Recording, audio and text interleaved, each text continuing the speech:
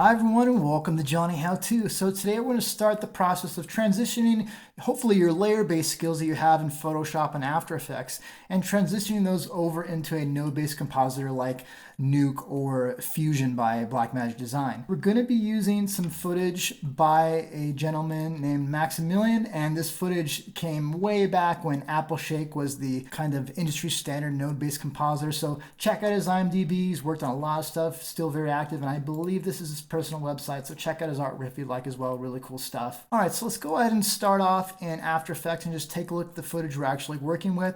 So to begin with, in the folder itself, there is an image sequence. Then instead of a video file are a bunch of images that are sequentially numbered, and then we have one background image that is just called towers.jpg.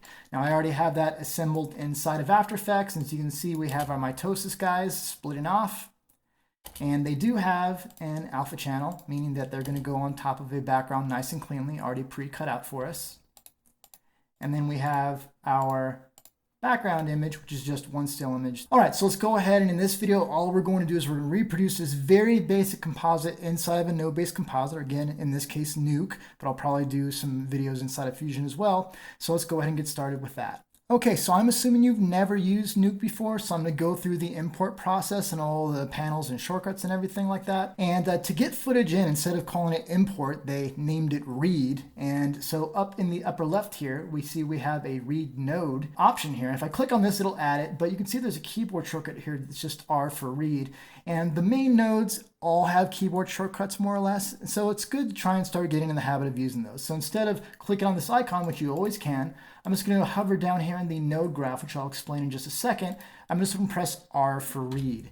And this opens up the import or read dialog box. And you can see that we're in the same folder that we were before, but we have our mitosis and our towers files right here. If I want to view a preview of these, I can go ahead and, for instance, for the towers, go ahead and click on this arrow right here, and I can see it right here. It's only one frame. If I click on the mitosis guys, I can drag through and get a preview of what this looks like animated. Now, one thing worth mentioning here is even though we have a bunch of files in the actual folder, it's only displaying it as basically a video file or a flipbook.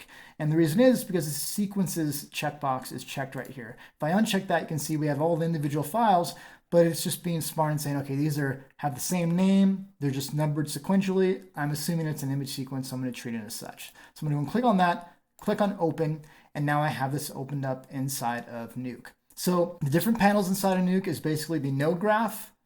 We have some other options here, but we're going to focus on the node graph for now. We have our actual properties bin over here that has all of the different properties for what we have selected.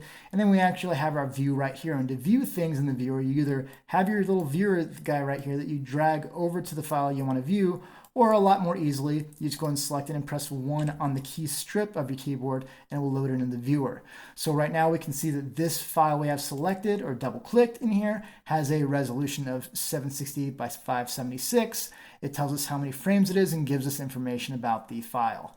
Over here we have the node itself, and of course if we want to play back, we can go and click play right here and we see our mitosis guys going ahead and animating just like we did in After Effects.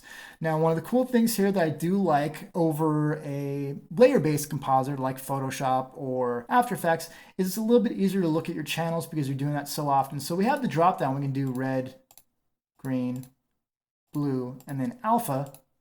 But if you just want to get to one quickly, you just hover over this viewer here and just press R for red, G for green, B for blue, or A for alpha. And if you want to go back to your RGB color view, instead of pressing a particular button for that, you just press whatever you're on again to go back. So I'm on the alpha right now. If I press A again, now you can say I'm back to RGB. So that's how viewing individual channels inside of Nuke works. Very nice and quick.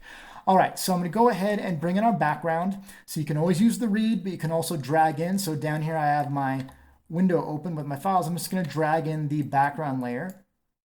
And here we have it right here. It automatically attaches to the viewer, but again, you could always drag over from one to the other or just select it, press 1, press 1. There's other ways you can use the viewer, which are very powerful as well. Let's just start off with that. So in node-based compositors, you're either going to work from left to right or top to bottom. Now, Nuke is set up to work from top to bottom. That's the way I've preferred to work, just because I started off in Shake, which is also top to bottom. And basically, you work from back to front. So if you imagine the camera is capturing the final composite, you're going to work from the back, which in this case would be this, and then you're going to layer your things downwards until you reach the very frontmost layer or foreground layer that's nearest to the camera. So I have my background here, a little bit down and to the right of that. I'm going to go ahead and place my mitosis guys, and I want to stack these one on top of the other. Now, just because they're in the node graph doesn't mean they're combined. So in After Effects, when we have layers stacked, we automatically see the final result. You've probably already noticed that inside of a node-based compositor, you can view individual elements at any given time, and we have to use a separate node or operation in order to combine these together. And in order to combine two images together, we're going to use a merge node. So we have the little stacked icons right here that have different ways you can combine nodes together, but notice that we have the merge node right here, and it has a keyboard shortcut of M. Instead of going to this menu every time, if I go ahead and deselect everything and hover over the node graph, press M for merge, we have our merge node right here. And basically, you're going to put a foreground on top of a background. And there's a few different ways you can think of this. So A, you can think of above, B, you can think of below or background. So whatever you want to be on top or layered in this way on top, you're going to go ahead and have be the A input. In this case, it would be the mitosis guys. And your B input or background is going to be, again, the B input.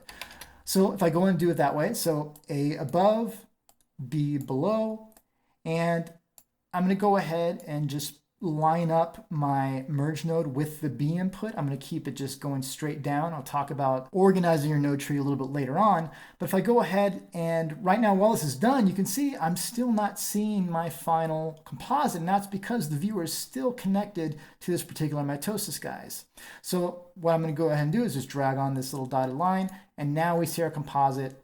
And again, I could have done that just by selecting and pressing 1 and getting the same result. So now if I go ahead and click on play, we have our very first composite inside of Nuke with our little mitosis guys breaking off and doing their thing.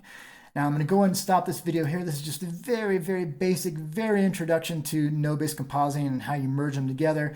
And in the next video, we're going to go ahead and do what this tutorial was intended to be, to where we're going to make an army of mitosis guys. And we'll do it in After Effects, but obviously focus on Nuke so we can kind of talk about some of the differences. So thank you for watching this first video, and hopefully this will be the very first video in a series of videos leading you to be comfortable with node-based compositing.